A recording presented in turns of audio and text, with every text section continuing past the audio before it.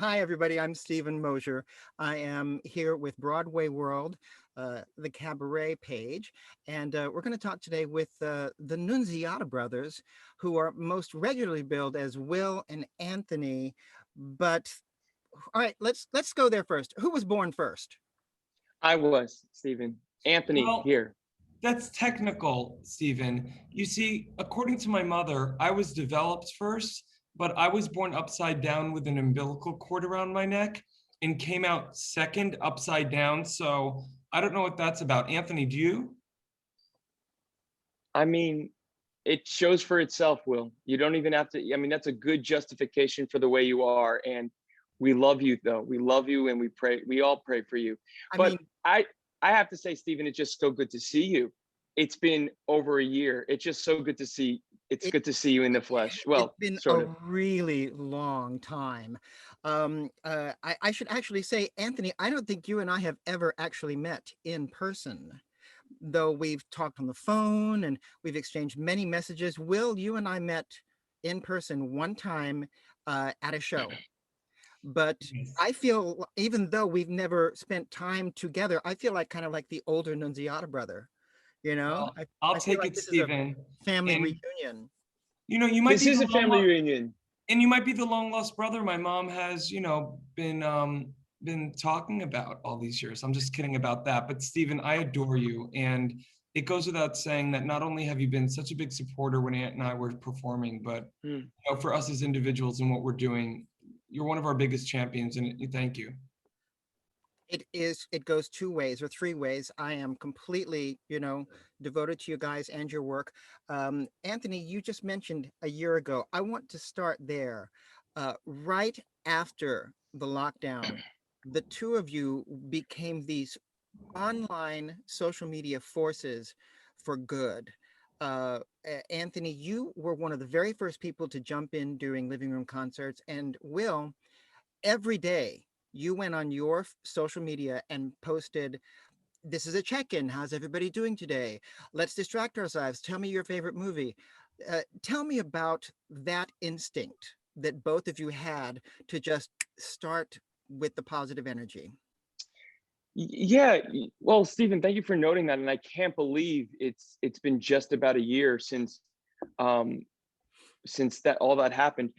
You know, it was such a crazy time of people still not knowing when we all, well, first of all, what was happening in the community and that everything was closing down. And Stephen, look, I've only known in times of distress. I didn't know quite at that time how distressful it would be, but other than to do something, that whatever I can, to use whatever gifts I have to to share in a communal community type sharing experience. And for me, that's music, right? So I literally called Eugene Guotz up and I was like, how can we do some sort of online virtual concert where he recorded playing the song, Stephen, but then would ad lib as if we were really in concert, recorded though, before and after the song, so that I could have a conversation with him. So much so that, Stephen, during the time, people were like, wait, aren't we supposed to be isolated? Is Eugene in your apartment playing for you? What's going on? So immediately I knew that when we were doing these a few concerts that, you know, people were home and they needed some entertainment, and I was happy to provide some of that at that time. Nice. Will? I mean, look at I was going through it. It triggered some things for me, just to be vulnerable and very upfront with you. It triggered a lot of depression and sadness within me. And for whatever reason, it also triggered me to make the choice to realize that I probably wasn't the only one feeling really isolated and alone on many different levels. And now more than ever, as I've traversed my career in directing, my instinct is always to take care of and to feel. Sorry, that is my dog Bella, who is loving this conversation. And A dog barking is a beautiful noise. no worries, I apologize. But actually, she's been one of the lights of this time to be able to have Bella and Vincent, my husband and mine, Maltese dogs. But at the beginning of the pandemic, it was an opportunity for me to literally and figuratively check in with people. And for whatever little light I was able to bring in the darkness, you know, thank you for noticing, but I just kind of did it from instinct. Is that instinct something that you were born with, or something that you were taught? Is that a family kind of, stiff upper lip optimism kind of thing? I do think it's something that was taught with Anthony and I. I think that Anthony and I, at the end of the day, we like to joke, but we were born into a collective. We were born into a collaboration, but also we were born with not only a tight bond, but a bond with our younger sister Annie and our mom and our dad as a unit, and to look out for others. And also the college we went to, Boston College, its motto being men and women for others. So it's always been in our bone marrow, I think, to just instinctually look out for others in the collective. Anthony, did you have to do the quarantine alone? So I was fortunate, Stephen, that at the time I was, I lived in a studio apartment in New York City, but I was living in the same building as my brother and his husband. So because of that, I felt like I won the lottery because we were able to quarantine together. They have a little outdoor space too. So that made it that much easier. And Anthony, you were a great welcomed guest, but you often came in like Kramer and Seinfeld. I mean, Stephen, not to throw him under the bus, but you are though. Well, I'm sorry, but whenever anyone says not to say that, you really mean it. But that's fine. But continue your story. So let's just talk honest. We're here with Stephen Mosher. The honest truth is, I think the dichotomy of me checking in with everyone is one thing, but I didn't have to check in with you because you were knocking on the door at all hours of the night. Most likely, well, that's exaggeration. Anthony, yeah. Most likely that's your baby brother leaning on you. Stephen, he also wanted free food. Let's call a spade a spade. Everyone wants free food. Free food, Will? Are you kidding? We look. It was great company, and meaning you and Joseph were great company. I know that I was good company for you too. So I'm gonna say, well, he's very humble. Will gave your husband a break, Will. So it's good. God bless. If I'm remembering correctly, Anthony, did you give Will a haircut during the quarantine? Oh, geez. So during one of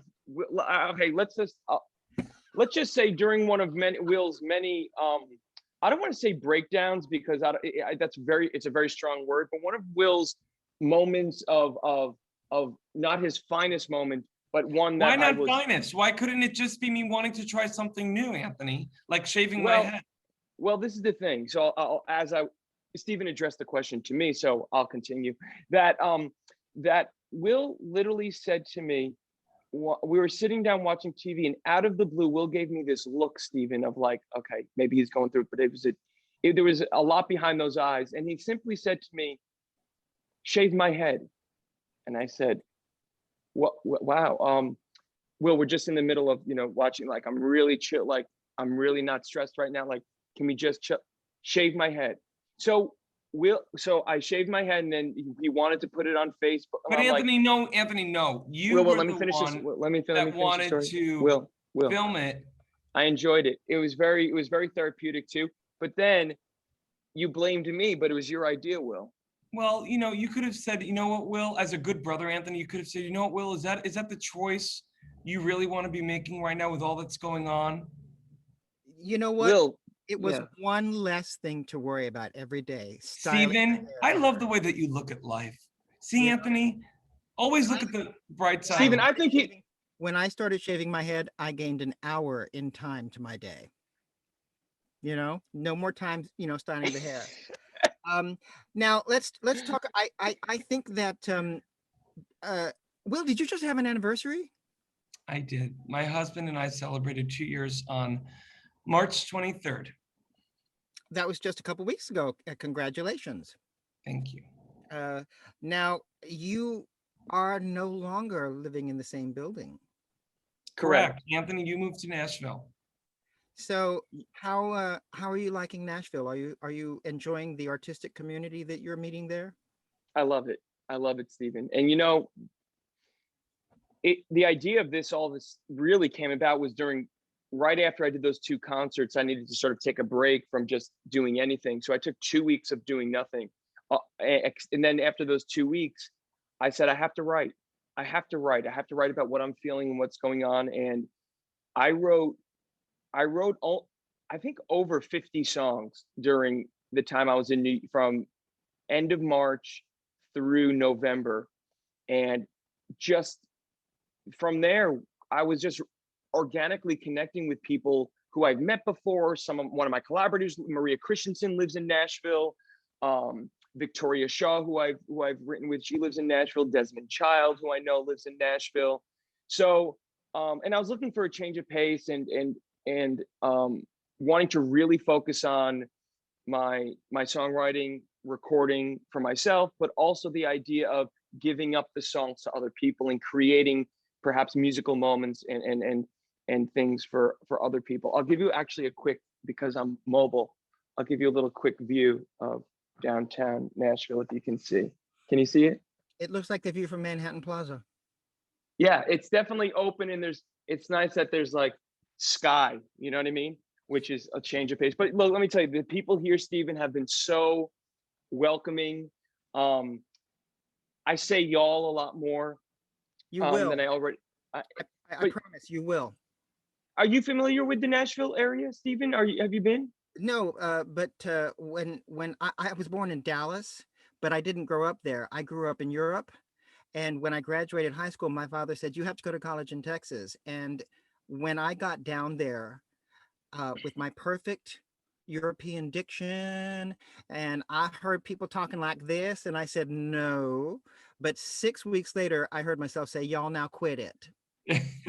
So it's just a matter of time. Um, and Will, it's a time of great change for you too. You have left behind your work in cabaret and are directing theater and commercials now. Yeah. How how did how did you make that leap? Well, directing and creating for the theater, television, and film has always been my bliss. For as long as I can remember, I remember being a little kid at 5 years old, playing with my blocks and staging my version of Gypsy. Um, and, you know, my directing career is one that I have been going after slowly but surely. It began, in me finding out what directing was in college at Boston College and falling in love with it.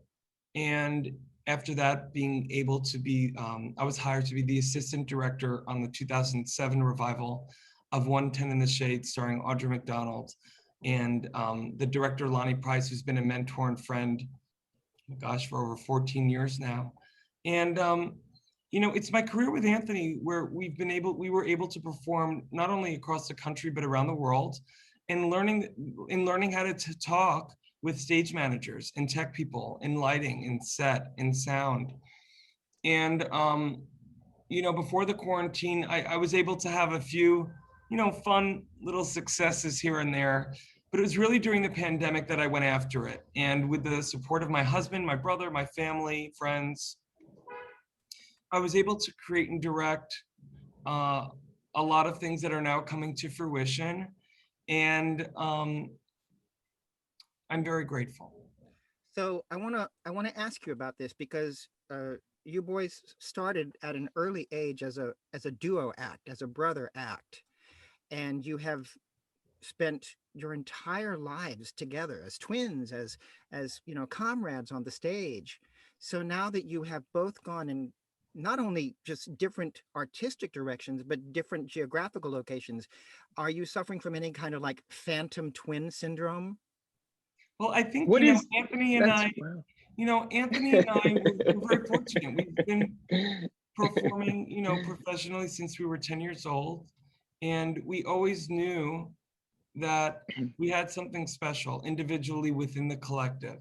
And, you know, I think for me, frankly, as a performer, to headline Carnegie Hall with, you know, my parents and our musical teachers throughout our elementary, middle school, and high school and college years in the audience, that for me was such a big thank you to them.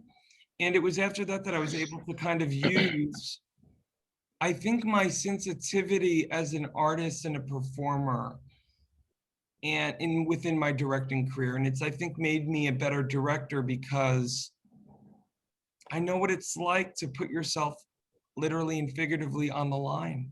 Yeah. Anthony, you have any thoughts on the phantom twin syndrome? Well, I can't wait to I know, learn more sorry, I didn't about this. mention the phantom twin syndrome. Although, Anthony, That's okay. we He do will. call our mom at the same time a lot. Is that phantom twin syndrome? It may be, but this is the time where you mute your microphone because Stephen said my name. Remember we went through this a couple of years ago in therapy? When someone addresses one of us, you mute. That's what Zoom is so helpful for, Will. It's just on the lower right-hand side. Just mute, click mute, and then Stephen and I can relax and have a nice little chat, and then you'll come back on, I promise. So Phantom, so after all that, do I miss my brother? What do you think, Stephen? No, I know, of course I do. I mean, look, fortunately, I Zoom with my family or talk with them every day. I do. That's just the way it is. But look, I think this has just been a great time for both of us. I mean, look, we've yeah, I've had so much. I've had just a great amount of support, Stephen, for what I'm doing as a solo artist, as a songwriter, and going into recording a bunch of projects right now. And I love sharing it with my family, but especially my brother. Like, we really do. I mean, I know we joke a lot because we're just that's the way we are, because but like, the first time I get a demo done of a new song, I'll send it to Will. I know that there are projects that Will is working on right now that has not even seen the light of day that he sends to me. I know, I'm one of the first people he sends it to. And so we're always going back and forth, and there's like a project or two that we're working on together that I don't think we can talk about now, but like in our new respective roles, which is really exciting. So in terms of the phantom twin syndrome, I'm gonna have to look that up, Stephen, and see what's going on with that. But overall, it's a change of pace, right? I mean, we've been living together in the same and been around each other our entire lives, right? And I think it's just probably more for our parents getting used to be honest. Is that my mom? That is my Is that mom? Alexa. That is my Alexa telling me that it's time for my nighttime meditation. I'm going to do that later. Oh, this is definitely where we have to mute Will then, if we're going to meditate, Stephen. Listen, no, but overall, this time has just been a great time to do our own thing, but also stay connected. I want to get off the twin thing after this next question, because when I know that a lot of the time people want to ask twins, can you, do you have that ESP kind of thing?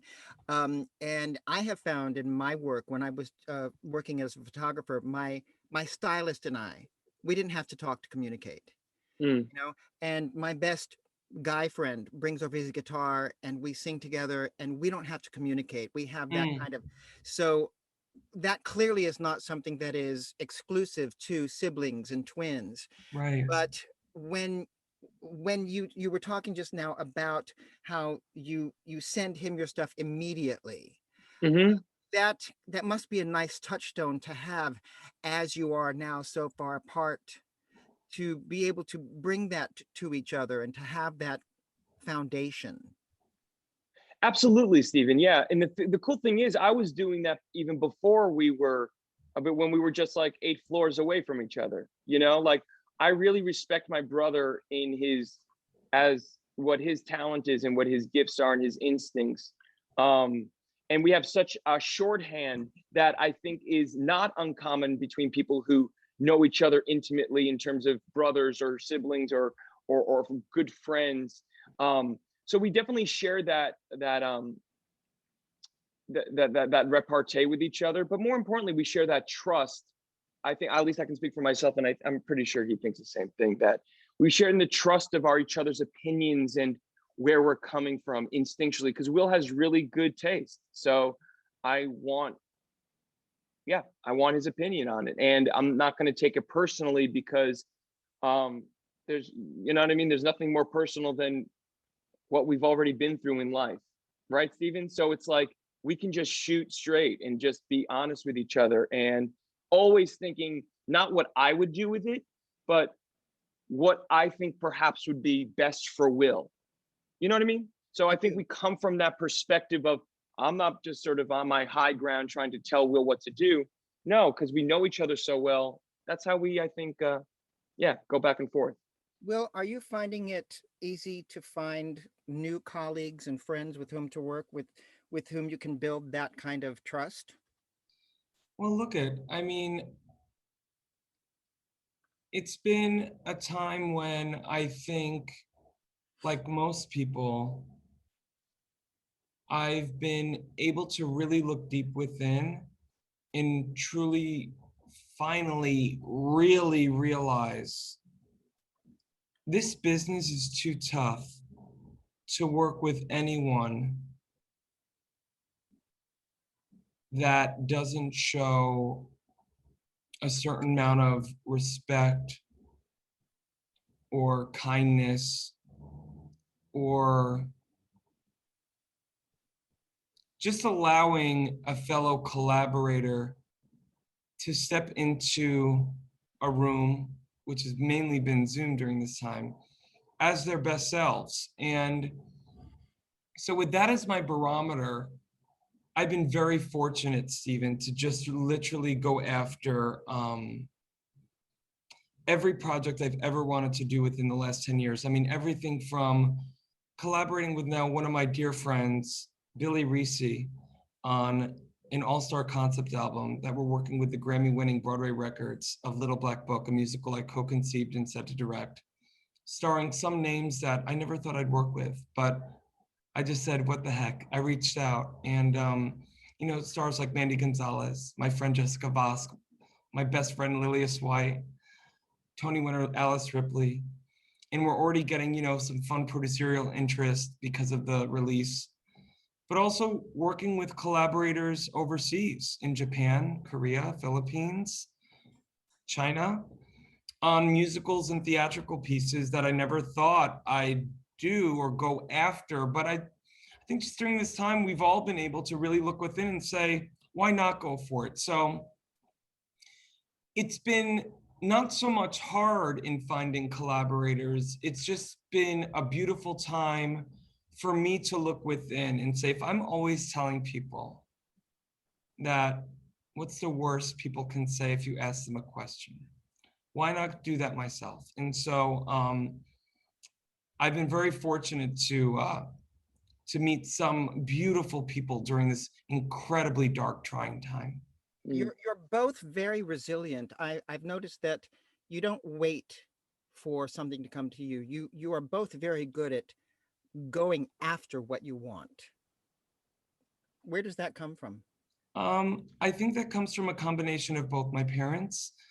My father, who is extremely accomplished within the advertising world, was, one of the youngest creative directors during the Mad Men era of the 80s and 90s, and has a beautiful career in advertising. But then my mother, who is a resilient mother, survivor of breast cancer, and whose father was a gentleman whom I know Anthony and I both looked up to, both personally and professionally, as he was one of the initial staff announcers, radio announcers for NBC with Don Pardo, and was David Letterman's announcer for over 20 years, and his name was Bill Wendell.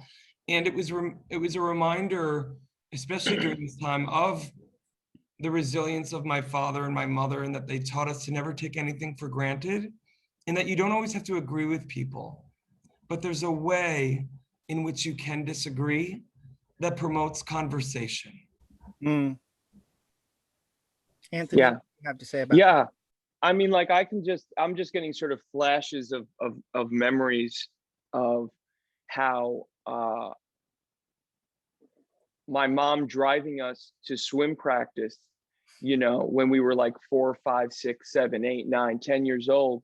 And there were some times that we didn't want to go, but she, or we, you know, we just didn't want to do it. But I remember her always saying, you're going to thank me one day that you're doing something that, you're doing a sport that's going to get your body in shape, and you're going to thank me for the rest of your life. You're going to have a metabolism that's up. And she always brought extra bathing suits in the car in case we said, oh, I forgot mine, at the thing. It was like a good push, because my mom knew that, first of all, we still enjoyed swimming at the time, but just little moments like that, or moments when my father, gosh, I was in first grade. And do you remember when it was after typewriters and they had like the new, I guess it was the Apple computers, those very small screens. And so my dad would always sit with me. I was in first grade typing out reports, but he would edit my writing as if like I was like a little professional. So like when I was 5, 6, 7 years old, Stephen, I remember vividly being taught and being structurally and how to think imaginatively at such a young age. But he literally, my dad would just say, I'm speaking to you like one of my junior writers right now. And I don't know what the heck that meant at the time, but I knew later on, as I developed my passion for singing, songwriting, creating, that I was always looking for ways to better myself, right, Stephen? To literally be the best, and so whenever someone pushed me, Stephen, later in life, it never came across as like, oh, they're being so hard on me. I was like, I had parents who were loving tough, who were tough love with me. So when those moments came up that would maybe break somebody, that just gave me more fire to say, oh, not only can I handle this, Stephen, I can't wait to work with this person and to see how they tick. And let me see if I can maybe push them to maybe help them better themselves.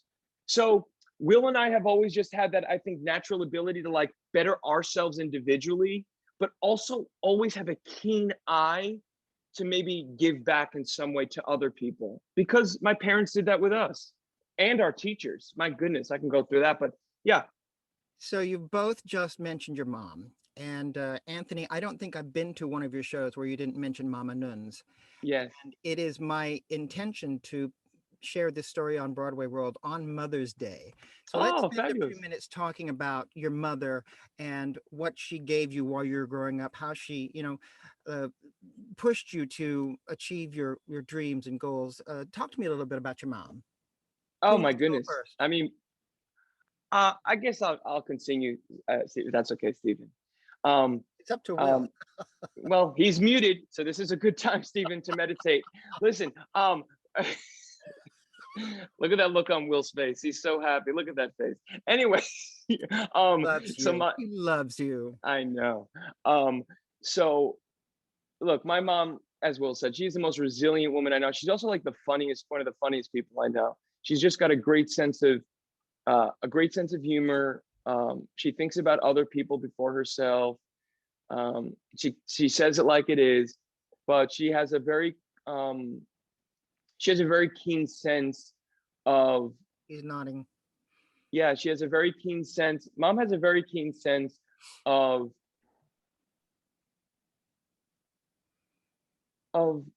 like being a mom, right? Giving advice and offering wisdom, I which think I she's always also, take. if you don't mind me interrupting, I think she's also unapologetic now more than ever, because frankly, she saw death. She faced it. And for me personally, my mom is the reason why I'm extremely unapologetic that I love to work with once in a generation women of the planet, period. I love working with men too, of course I do.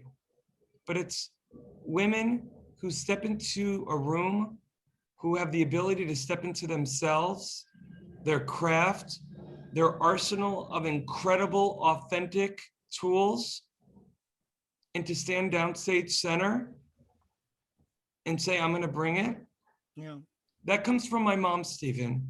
And my mom is all over everything and anything I will ever put on the stage, put in television, put in film as a director and a creator. And frankly, I just filmed 3 commercials a few weeks ago. And I was hired for this new product that's coming out in a few months, where the heroine was a superhero. And, not to get all saccharine or, mushy whoosh, but I know that I'm not the only one who can say about their mother, whether or not they've survived cancer or not, there's something spectacular and incredibly unselfish and selfless to say that I'm going to put myself second for a beat, Mm-hmm. to take care of others. And my mom has gone above and beyond on many fronts that I know others can And like, relate to. right. Yeah, and for our family, for people, for our friends, for people that she cares about. Yeah, so she's an amazing woman. And it's interesting, Stephen. You gain, I think I've gained even more of an appreciation for my mom as I've gotten older, Yes. to look at her as like a real life person and Yeah. not just mom. So that's beautiful. Like I can't think about times when I wasn't like affectionate with my mom too. You know what I mean? Like I'm grateful to have had that and continue to have that and people who see me with my mom know that like I'm a hugger, I'm a kisser, like, and like that is something that truly I bring that. Look, if I couldn't be open with someone like my mom in my life, I don't know how empathetic I would be as a person, to be frank. Like I have a similar sense of empathy that I share with my father, but with my mom in particular, that very sort of very deep emotional connection is something that I know that I tell my mom, and I'm able to dig deep in storytelling when writing a song, or to speaking with artists, or being in a recording room with people. Like I feel the presence of my family, but I definitely would say the listening ear that my mom has given so many people in her life, especially me, and Will, uh, I definitely get that from her. That's nice. A lot of people don't have the luxury of getting to understand their parent is more than just their parent. And it That's is right. a luxury. There are people that just think, that's my mom, but you have to actually see that person as a person That's with right. needs and desires and troubles and stuff like that. And listening to you guys talk about your mother, it's very clear that you understand. Is this tears? Is this what's happening over here, Anthony? Was No, it's just was that dust in your eye or a tear? a little bit of both. No, it just it makes you just are making some great points, Stephen. That I think I'm still in the process, especially being away in Nashville. And I know it's tough for my parents. I know it's tough for my mom for me to be here. But it's just beautiful to see that she understands why I'm here, and that I'm an hour and a half away, by plane to New York, and but I just I just think that I'm still learning my parents. I'm still learning to getting to know my parents. You know what I mean, Steven? It's not like It never it stops. never stops, right? So like, um, that's been a beautiful journey to just to have also. I don't know. I feel like I'm ever more open with my parents too, about like not just going through the list of how was your day, but like how are you? Yeah. Really, how are you? And so it is a luxury. It is, Stephen, and I feel sort of privileged in that way. So now, is everybody fully vaccinated? I am. I've been Pfizered twice. I'll get my final Moderna vaccination before this interview is aired. So you'll get to be with your mother on Mother's Day. Well, the cool thing is that the only people that I've seen during this quarantine are those who are fully vaccinated. My husband's been fully vaccinated for 2 months now. my parents as well. And so, but I've of course been very careful and, am often getting COVID tested. And I'm going to be Zooming my parents, my mom on Mother's Day, Stephen. I was able to surprise them a couple weeks ago, Easter. So, but I'll see them in June. So I'm going to That hear it from my mom though. But yeah, that whole living out of town thing, it's a dance that you perfect with time, okay, and yeah. everybody sort of like does their part. We're about ready to wrap this up. So before we do, I want to make sure that we know what the news is. Anthony, you've got some concerts coming up. Yeah. Well, I've been fortunate to be traveling around the country with my solo concert in Florida, but I'm going to be back in New York City on June, I think it's June 18th and 19th. Yeah, it's a Friday and Saturday night at the Green Room 42 at 7 p.m. And I'm going to be doing actually a lot of the new songs that I've written during these past 4 months here in Nashville. Couple classics as always, the ones that people like to hear. But so yeah, I'm gonna be sharing some brand new songs with the New York Peeps, and I can't wait. It's my first time performing in New York in over a year and a half. Nice. Well, no one's been performing in New York in a year and a half. Right? Will, when I does Little know. Black Book come out? Little Black Book has been out digitally since April 9th, and we were so grateful. We found out last week we charted at number 6 on the Apple iTunes charts, and we found out a few days ago that we were number 11 on the Billboard charts. Wow. And by the time this interview comes out, the hard copy old school album through the amazing Broadway Records. And I really need to do a special shout out to Van Dean, Robbie Rizal, and the amazing team at Broadway Records. Truly a dream to work with them as a producer of an album. Who knew that I would be wearing that hat? But in some exciting news within the next at least 5 to 6 months of a situational comedy, 4 new musicals, a new play, and actually a radio play, all of which I'm either co-conceiver and director or just director. So I'm very fortunate for the collaborators across the country and around the world that have opened their hearts to me. And I'm very grateful for my health. And I only wish, the best for everyone watching out there. And to Stephen, again, like I said at the beginning, and I've told you this offline, there are very few people who show up. There are many people, Stephen, who talk. Stephen, you show up. You have been one of my champions since day one of when you knew before most that I really was going to go after my directing. And you continue to show up with your belief, your encouragement, and your participation, whether or not you're reviewing it or not, but as a friend. And so I thank you. And ditto, Stephen. And you bring the community of artists together during a time where community and connectivity is what we really need. So you've been amazing during this time, especially Stephen. So kudos to you, my friend. I will take both those compliments because I've never had enough. But that's what I want to do. I think that bringing the community together and championing the artist is an important part of this job of mine. And I'll tell you, I don't know if I ever told you this, Will. My first show after getting this job was the Peggy Lee show.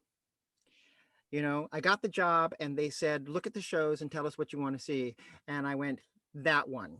And I sent a press request for the Peggy Lee show. The Katie Huffman is Miss Peggy Lee. And they said, you can come see it, but you can't review it. It is a work in progress and you are not allowed to review this. And I saw that show and I was like, damn, they missed out on a really good review. Well, I love my girl, Katie Huffman, Tony winner, Katie Huffman.